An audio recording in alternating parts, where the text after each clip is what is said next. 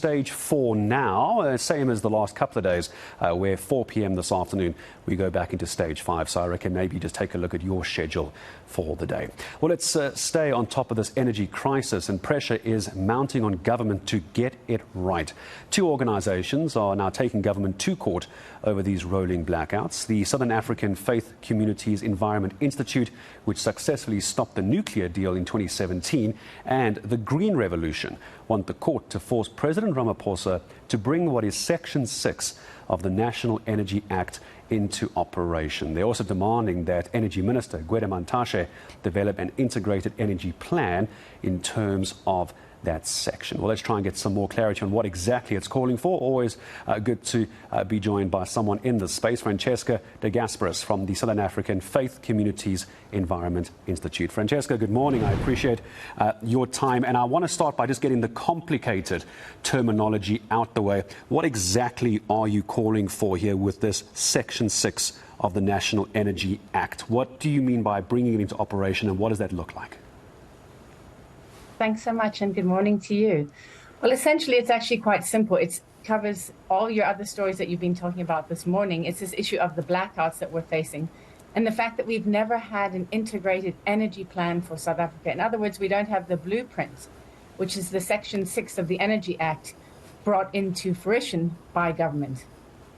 And when we now have reached a point, Francesca, I want to get your thoughts on how sad the situation is when you have to try and force the governing leaders of our country to put this into place. It sounds like, from what you've explained, this is something that should have been done ages ago. It seems logical to do it. It seems like a good plan to have. But now you're having to go to court. Well, the rest of the act was brought in 15 years ago, 2008. So it's been a long time that it hasn't happened. And the Green Connection, the lead applicant in this court case, have been writing to President Ramaphosa for 2 years to try and get this moving forward.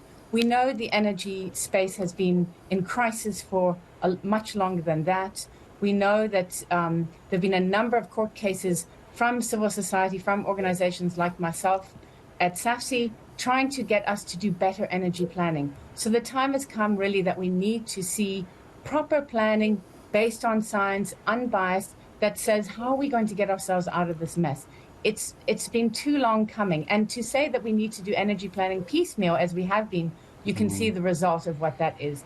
Look at all these people having to walk around in a darkened mall. It's really a disaster. It is, and I imagine this lack of plan is exactly why there's this demand and this call as well for the Energy Minister to come up with an integrated energy plan as well, or at least something that looks like a plan moving forward. To your mind, what does that integrated plan actually lay out? What are those steps to your mind? Well, the integrated plan should be based on science, as I said before. It should give us a framework that allows us to move forward. It should look at all the different aspects of energy issues that we're facing in South Africa, such as the load shedding or blackouts. Let's not use the euphemism, such as the issue that we need to look at climate change as a huge threat on our horizon. What does it mean for us in terms of our energy plan? How can we look to start to phase out fossil fuels? How can we invest more in renewable energy? These are things that civil society and many parts of society have been calling for years. But instead, what we're seeing is we are being essentially punished. You know, Eskom's increased its tariff hikes for electricity by 18.65% this year, which is year on year, way above inflation rates. So no wonder people are suffering. Between the load shedding and the price hikes, it's an absolutely impossible situation that we're in with energy. It is, and I'm so glad, Francesca, that you mentioned renewable energies and greener energy, because I did want to get your thoughts on this. I'm not sure if you were with us watching about 10-15 minutes ago. There was an interview done on JJ Tabane's show, Power to Truth, with the NUMSA General Secretary, it's Irvin Jim, saying on air last night, and let me find the quote quickly here, saying that we should be turning on our coal-fired power stations to get on top of this energy crisis. And I suppose this is where decisions have to be made. Are we trying to do this in a green way, or are we trying to get this done quickly? A, what's your view? And then two, that call from Irvin Jim to turn on the coal-powered stations. What do you make of that? Look, there's a debate about what the way forward is. Right now, we've seen that we've turned off one of the units of Koeberg nuclear power station. And SAFC, my organization, is well known for saying we don't need nuclear in South Africa.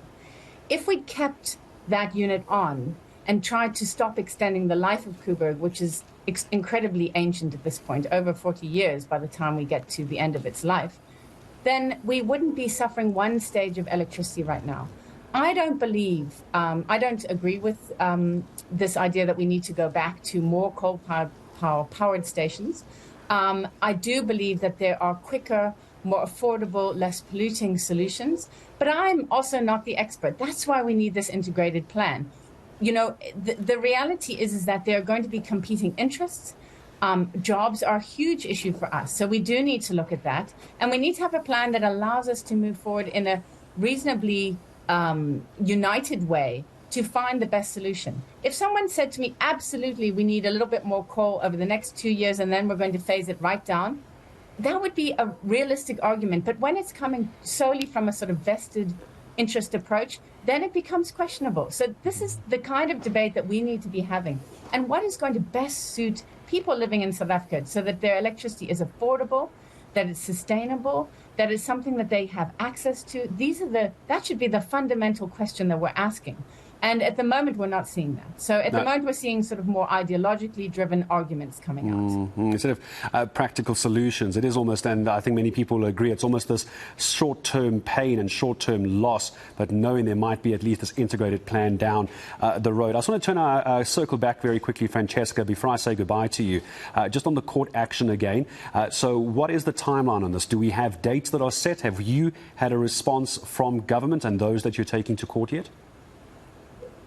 Well, it's been received by the Sheriff's Office, and that means that it's gone to government. So they have it in their offices. They did say they haven't had a chance to look at it yet. They have 15 days to respond.